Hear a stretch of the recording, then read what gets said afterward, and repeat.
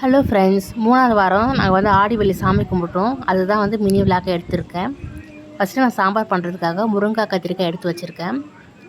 அப்பா வந்து கொஞ்சம் சாமி கும்பிட்றதுக்காக கொஞ்சம் திங்ஸ் வாங்கிட்டு வந்தார். என்ன பார்த்தீங்கன்னா, சேமியா, சன்னா, அவல், ஜவ்வரிசி, திராட்சை, முந்திரி. ஃபஸ்ட்டு நம்ம சாதம் பண்ணுறதுக்காக அரிசியை ஊற வச்சுப்போம். அரிசியை ஊற வச்சாச்சு. ஒரு பாத்திரத்தில் தேவையான அளவு வாட்டர் ஆட் பண்ணிவிட்டு ஹீட் பண்ணி எடுத்துக்கலாம். இப்போ பார்த்தீங்கன்னா 2 கிளாஸ் துவரம் பருப்பு சாம்பார் பண்ணுறதுக்கு ஊற வச்சிடலாம். பருப்பு ஊற வச்சுட்டு வெங்காயம், தக்காளி, சோம்பு, பூண்டு, கொஞ்சம் வெந்தயம், அப்புறம் ஊற வச்ச பருப்பு இதெல்லாம் வச்சு குக்கரில் வச்சிடலாம். தண்ணி நல்லா ஹீட் ஆகிடுச்சு. ஊற வச்சிருந்த அரிசியும் நல்லா ஊறிடுச்சு. அரிசியை நல்லா கழுவிட்டு தண்ணியில் ஆட் பண்ணிக்கலாம்.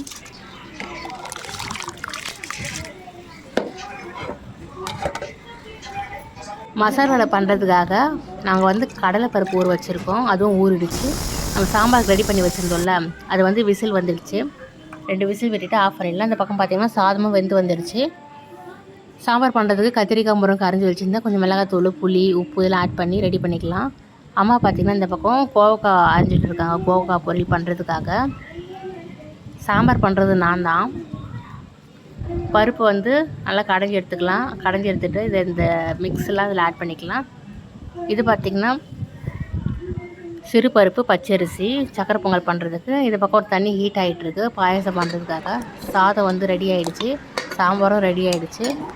தண்ணி ஹீட் ஆனதும் கொஞ்சம் ஜவ்வரிசி போட்டு வேக வைக்கலாம் பாயசம் பண்ணுறதுக்கு. இந்த பக்கம் வந்து பச்சரிசியும் வெந்து நல்லா வந்துடுச்சு. சக்கரை பொங்கல் பண்ணியாச்சு. இந்த பக்கம் நான் கோவக்காய் பொரியலும் ரெடி பண்ணிட்டேன். பால் காய்ச்சிக்கலாம் பாயசம் பண்ணுறதுக்காக.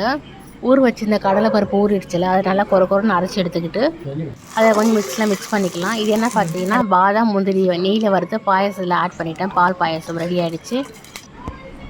வெங்காயம், பூண்டு, இஞ்சி, பச்சை மிளகா, அதுக்கப்புறம் கறிவேப்பிலை, கொத்தமல்லி இது எல்லாத்தையும் பொடிசாக கட் பண்ணிவிட்டு கொஞ்சம் சால்ட்டு போட்டு கொரன்னு அரைச்சி வச்சுருந்த கடலை மாவில் நல்லா மிக்ஸ் பண்ணி எடுத்துக்கலாம்.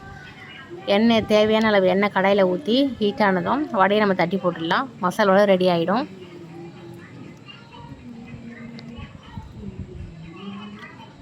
மசாலா வடை ரெடி ஆகிடுச்சு. ஆல்மோஸ்ட் எல்லாமே முடிஞ்சிச்சு. சுட சுட ஒயிட் ரைஸ், கோவக்காய் பொரியல், முருங்கைக்காய் கத்திரிக்காய் சாம்பார், சக்கரை பொங்கல், மசால் வடை, பால் பாயசம், பொன்னமணி கீரை பொரியல் இதெல்லாம் ரெடி ஆகிடுச்சு. நாங்கள் பூஜை அறையில் வந்து அம்மா பார்த்திங்கன்னா மஞ்சள் புடவையும், தாலி கயிறு, குங்குமம், மஞ்சள் வலைகள்லாம் வச்சுருக்காங்க சாமிக்காக படைக்கிறதுக்காக. பேக் சைடு வந்து துளசி மாடத்துக்கு அம்மா வந்து விளக்கேற்றிட்டாங்க. விளக்கேற்றிட்டு துளசி மாடத்துக்கு இலை போட்டு வடை, பாயசம், சக்கரை பொங்கல்லாம் வச்சு கருப்பூரம் ஏற்றிட்டாங்க. நெக்ஸ்ட்டு பார்த்திங்கன்னா பூஜை அறையில் புடவை வச்சு விளக்கெல்லாம் ஏற்றிட்டு 5 விளக்கு ஏற்றிட்டு 3 இலை போடுறாங்க. எப்போவுமே நம்ம வந்து பூஜை அறையில் வந்து 3 இலை தான் போடணும். சென்ட்ரலாக இருக்க இலையை பார்த்தீங்கன்னா அதில் வந்து பாயசம், சக்கரை பொங்கல் அது மாதிரி போடுவாங்க. சைடில் இருக்கிற இலையில் வந்து பார்த்திங்கன்னா சாதம், பொரியல், அப்பளம் இதெல்லாம் வச்சுருக்காங்க. எல்லாத்தையும் பரிமாறிட்டு அம்மா விளக்கேற்றிட்டு நாங்கள் வந்து சாமி கும்பிட ஆரம்பிச்சிட்டோம். வெளியிலேருந்து அம்மா பெல் அடிச்சுட்டு வராங்க சாமி கும்பிட்றதுக்கு. அப்போ தான் சாமி வந்து வெளியிலேருந்து கூப்பிட்டு வரா மாதிரி, அம்மனை வெளியிலேருந்து கூப்பிட்டு வரா மாதிரி வெளியிலேருந்து பெல் அடிச்சுட்டு பூஜாரிக்கு வந்து அம்மா வந்து தீபாரத்தனை காட்டுறாங்க. எல்லா சாமிக்கும் தீபாரத்தனை காட்டிகிட்டு இருக்காங்க. தீபாரத்தனை காட்டி முடிச்சிட்டோம். பார்த்திங்கன்னா அப்பா வந்து தேங்காய் எடுத்து கருப்பத்தில் காமிச்சிட்டு தேங்காய் உடைக்கிறாரு.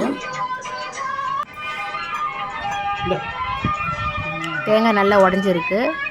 தேங்காய் உடைச்சிட்டு பூஜையில் வைக்கிறோம். வச்சுட்டு நாங்கள் சாமி கும்பிட்டாச்சு. நெக்ஸ்ட் வீடியோவில் பார்க்கலாம். Bye bye guys.